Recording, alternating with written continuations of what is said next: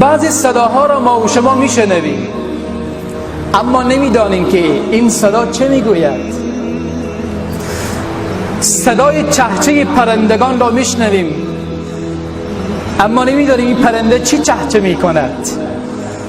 این پرنده خدا را میخواند و عظمت رب العزت و الجلال را بیان میکند. یک پرنده خدا را بی‌نیاز از رب العزت و الجلال نمیداند. پرنده خدا را میشناسد، عظمت خدا را میداند و خدا را عبادت میکند. تسبیح، مکلف نیست به عبادت، باز هم خدا را تسبیح میگوید.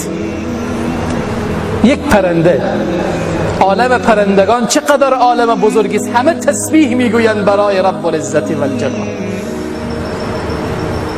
همه خدا را به بزرگی یاد میکنند. الله میفرماید الم تر ان الله یسبح له من فی السماوات والارض، آنچه که در آسمان و زمین برای خدا تسبیح میگویند. و الطیر صافات، پرندگان وقت پرواز میکنند و بالهای خود را باز میکنند، اونجا میگن خدایا تو بزرگی. سبحان الله. و الطیر صافات، پرندگانی که بالها را باز میکنند وقت پرواز میگن خدایا تو بزرگی. من به بلند میروم، از روی زمین بالا میروم، اما من پرنده‌ام، بزرگ نیستم، تو بزرگی. سبحان الله. این حالت پرواز یک حالت علویت را نشان میده که پرنده از زمین میره بالا، علویت. اما پرنده میگه خدایا من پرواز میکنم، من به بالا میروم، اما تو بزرگی، اما تو بزرگی. و الطیر صافات، پرندگان بالها را باز میکنن، خدا را یاد میکنن. بعد خدا میفرماید کل قد علم صلاته و تسبیحه. الله اکبر. همه مخلوقات، پرندگان، خزندگان، درندگان وقت خدا را تسبیح میگویند حضور ذهن دارند و میدانند که ما کی را یاد میکنیم و کی را به بزرگی میخوانیم. پرندگان میدانند که ما رب داریم، رب العزت و الجلال. سبحان الله. این آیه میخواهد برای ما بگه که تسبیح موجودات آگاهانه هست. اگر پرنده خدا را یاد میکند حضور ذهن دارد، میدانه که من خدایم را تسبیح میگویم و به بزرگی یاد میکنم. خیلی ها به سر نماز حضور قلب ندارند، اما پرنده میداند که وقت تسبیح گفتن باید تمام هوشم به طرف خدایم باشد. این عالم پرندگان من و تو را به رب العزت و الجلال میرساند. عالم پرنده خدا را یاد میکند. وقت یاد کردن خدا هم میداند که من ای رب را یاد میکنم. و الطیر صافات. بعد میگه این آیه پرندگان وقت میرن طرف بالا، به طرف آسمان ها وقت پرواز میکنن به تسبیح او مشغولن. خیلی ها وقت پرواز میکنن توسط تیاره ها غافل از رب العزت و الجلال، اما پرنده هنگام پرواز میگه خدایا تو بزرگی، تو بزرگی.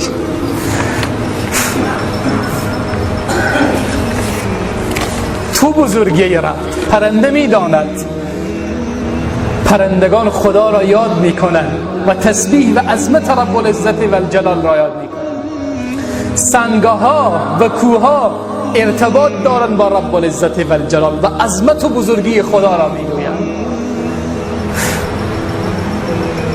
الله تبارک و تعالی میفرماید و ان منها لما یهبط من خشیة الله. خیلی از سنگها از سر کوها به خاطر خشیت و عظمت رب العزت به زمین فرود می آید. دیدیم خیلی سنگها از روی کوها افتاده به زمین. قرآن میگو از عظمت رب العزت و الجلاله. این سنگ میداند که خدا کیست، که خدا رب عظیم و بزرگ است.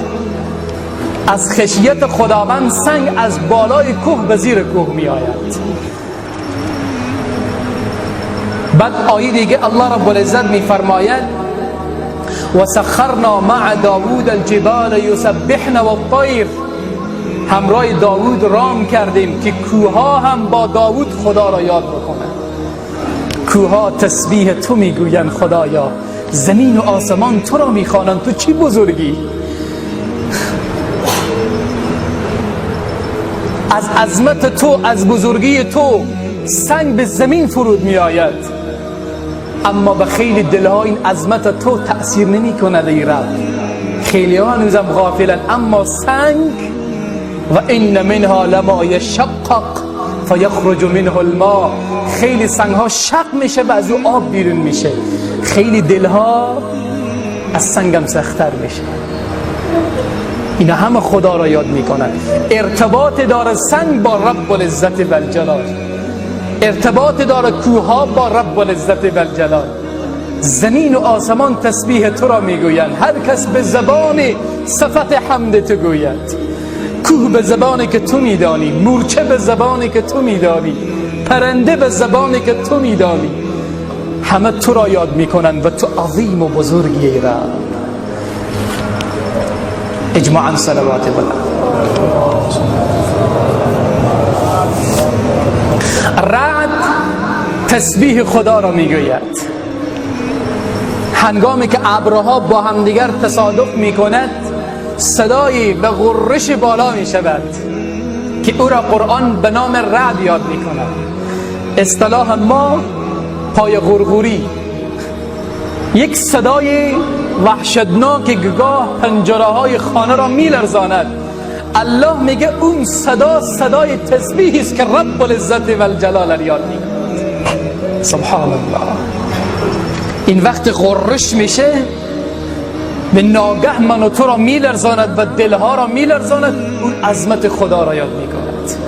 الله رب العزت میفرماید و یسبح الرعد بحمده سبحان الله و الملائکة من خیفته. رعد همون پای غرغوری ما، با ستایش و فرشتگان از بیم و ترس تسبیح او را میگویند. همه عظمت خدا را میدانند.